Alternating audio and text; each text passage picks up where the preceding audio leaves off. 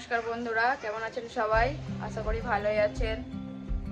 সবাইকে good morning, মহানবমীর শুভেচ্ছা ও ভালোবাসা জানিয়ে আজকে শুরু করছি নতুন একটি ব্লগ। দেখতে থাকুন আজকের ব্লগটি। সকালে ব্রেকফাস্টে বানাচ্ছি ঘুগনি। খাবে ঘুগনি, আলু ও মটর সেদ্ধ দিয়ে মুড়ি। লাড্ডু কি করছে দেখুন বন্ধুরা। যত বাটি কৌটা সব নিয়ে খেলতে যাবে বলে রেডি করছে। মামা দেখো লাড্ডু লাড্ডু, তাকানোর সময়ই নেই ওরকম। হ্যাঁ ভালো, লাড্ডু মেঘাতে ছুটছে বাবা এসছে বলে।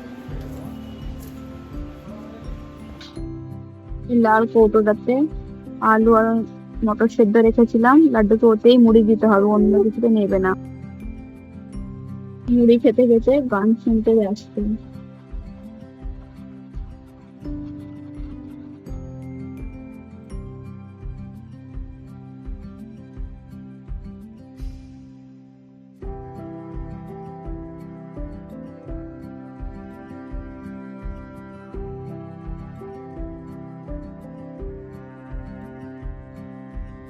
আজ দুপুরে লাঞ্চে বানাচ্ছি মাটন, তার জন্য পেঁয়াজটা ভেজে নিতে এদিকে ধুয়ে নিয়েছি।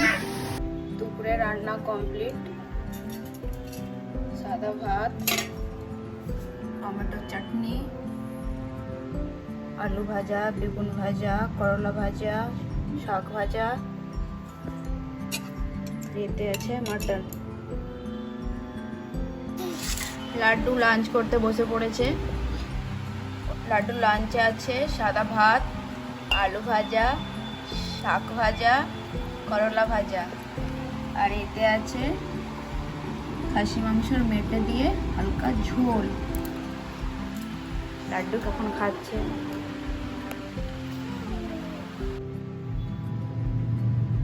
আমরা লাঞ্চ করব, খাবার নিয়ে নিয়েছি, লাঞ্চ করতে বসে পড়েছি।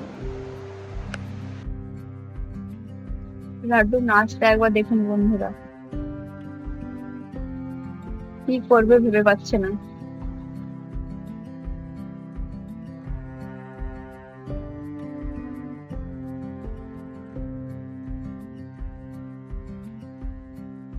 বিছানার ওপরে বসার টুলটাকে নিয়ে এসে রেখেছে।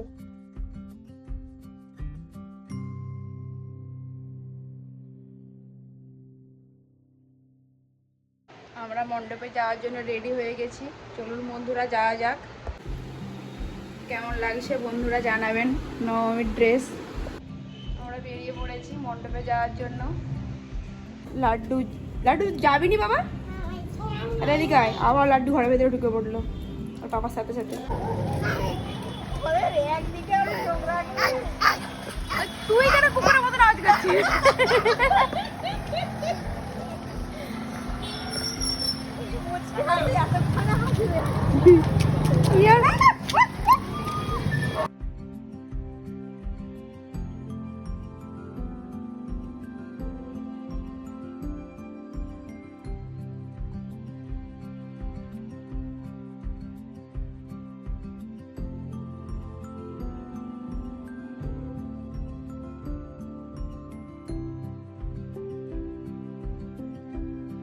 প্রসাদ খাওয়ার লাইনটা দেখুন বন্ধুরা।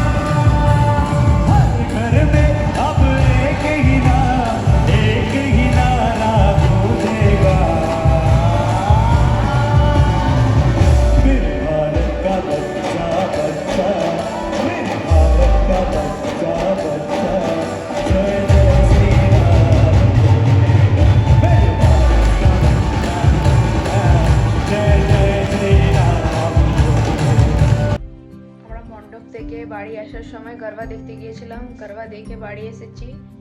আর মণ্ডপে ঠাকুরের প্রসাদ খাওয়াচ্ছিল, ওখানে প্রসাদ খেয়ে নিয়েছিলাম, তাই বাড়িতে কিছু রান্না করিনি। ব্লগটা এখানেই শেষ করছি, দেখা হচ্ছে অন্য একটি ব্লগে। বাই বাই বন্ধুরা, গুড নাইট, সবাই ভালো থাকবেন, সুস্থ থাকবেন।